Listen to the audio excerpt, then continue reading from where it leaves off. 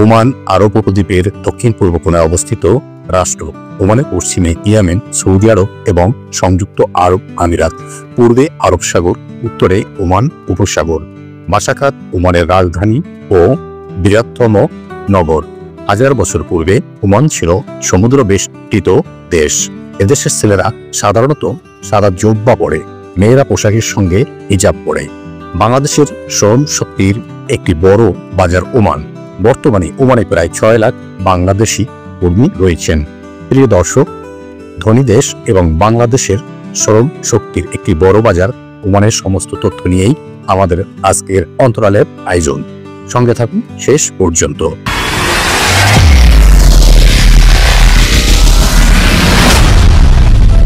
ওমানের আয়তন 3,09,500 বর্গ কিলোমিটার। আয়তনে বড় হলেও দেশটির জনসংখ্যা অত্যন্ত কম। আসলে জনবসতি হওয়ার মতো জায়গা একটু কম, মোট স্থলভাগে মাত্র 30%।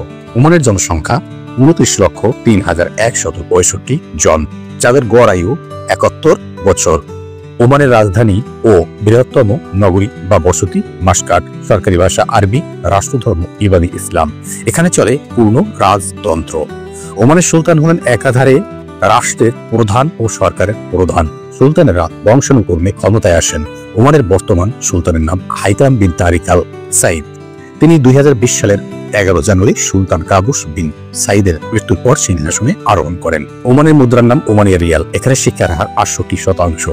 ওমান একটি মুসলিম দেশ। এখানে শতকরা 100 জন মুসলমান। এখানকার জনগণের মাথা পিছু আয় 15,602 মার্কিন ডলার। ওমান জাতিসংঘের সদস্য পদ লাভ করে 7 অক্টোবর 1971 সালে।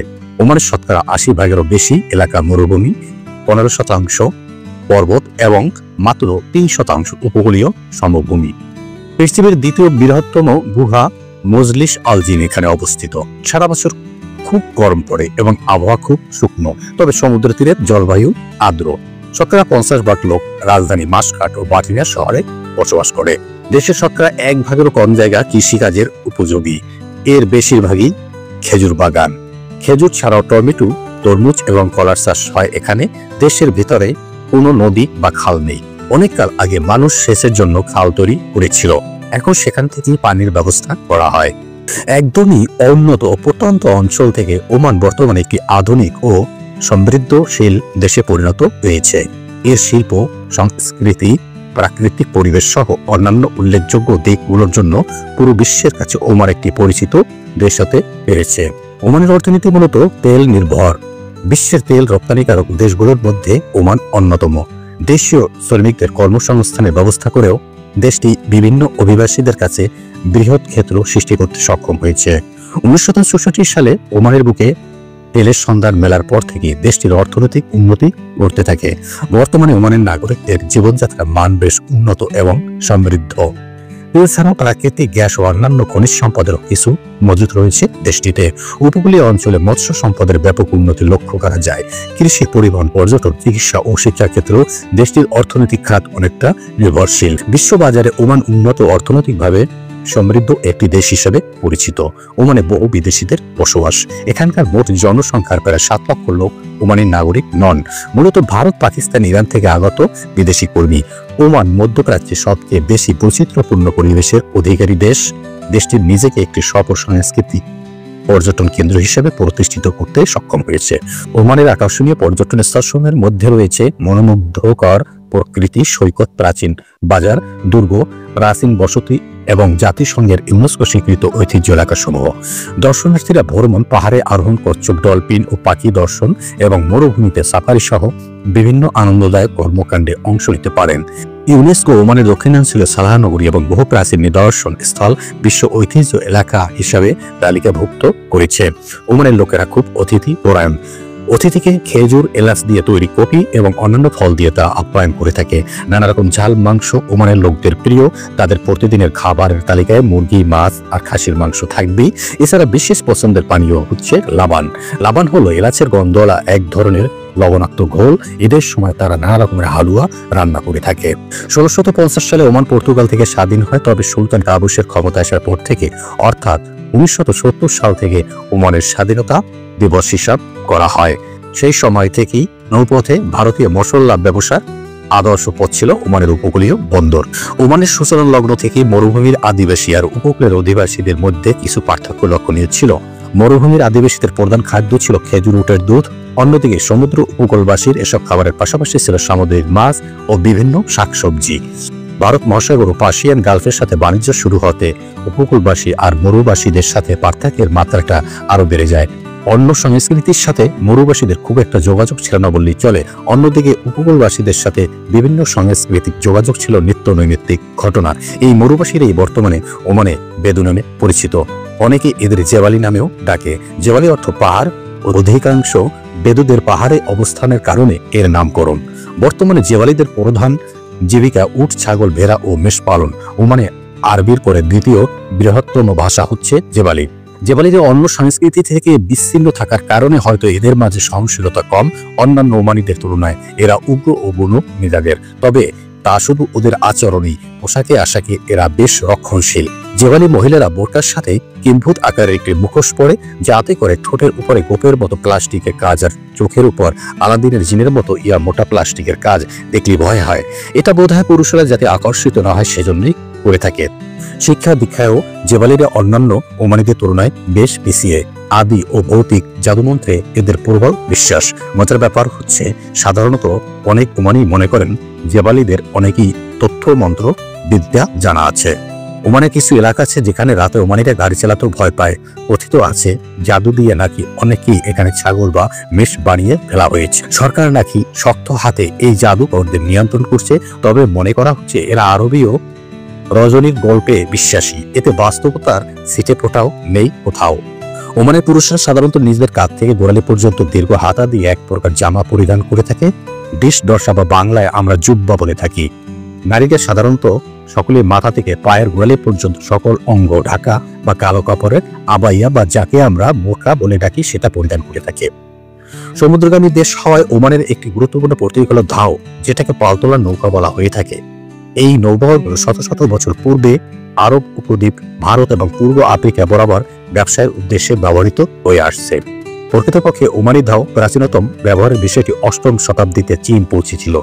আধুনিক দিনের ব্যবহারে এই ধাওগুলো বাণিজ্য, পর্যটন এবং মাছ ধরার লক্ষ্যে কাজ করে এবং ওমানের উপকূল রেখার পাশেই এগুলো দেখা যায়।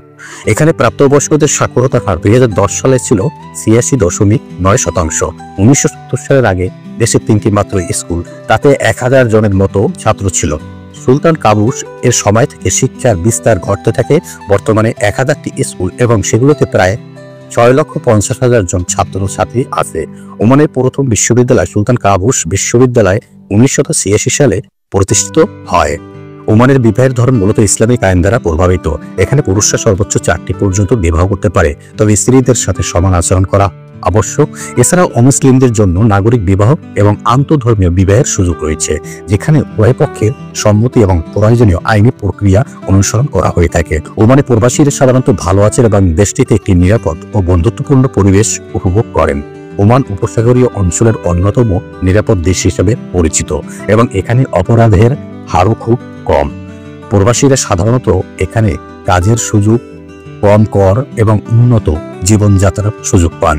ওমানকে মধ্যপ্রাচ্যের অন্যতম নিরাপদ দেশ হিসেবে বিবেচনা করা হয়।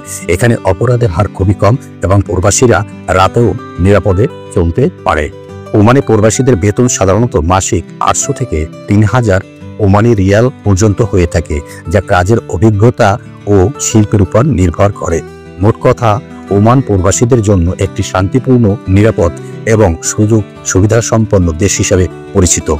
এবার দেখা যাক ওমানে ঘুরতে যাওয়া পর্যটকদের জন্য গুরুত্বপূর্ণ শহর ও পর্যটন কেন্দ্র কোথায় রয়েছে। ওমানের রাজধানী মাসকাট শহরটি তার প্রাচীন সৌন্দর্যকে এখনো ধরে রাখতে পেরেছে। পান্না নীল সমুদ্র সৈকত এবং রোমাঞ্চকর জল ক্রীড়া সহ বিভিন্ন জাদুঘর ও পার্ক রয়েছে এখানে। ওমানের অন্যতম পর্যটন নগরী সালা শহর।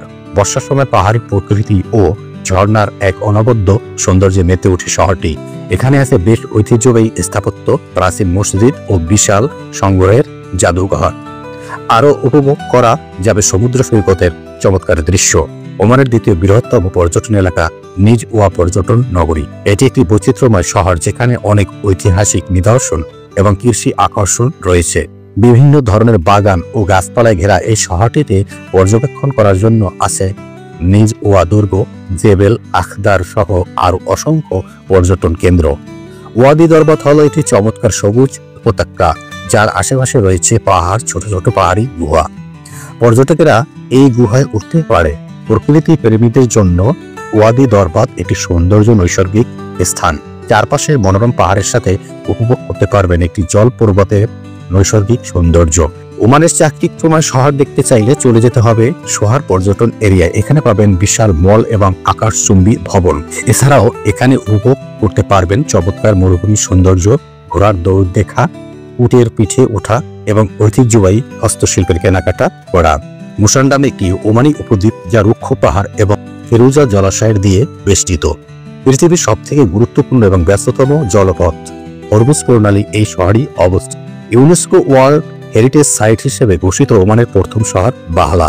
এটি মূলত একটি ছোট মরুদ্যান বসতি, যেখানে ঐতিহ্যবাহী আঞ্চলিক ঘরবাড়ি, দুর্গ প্রাচীর, একটি বাজার, ফালাস প্রণালী এবং একটি মসজিদ রয়েছে।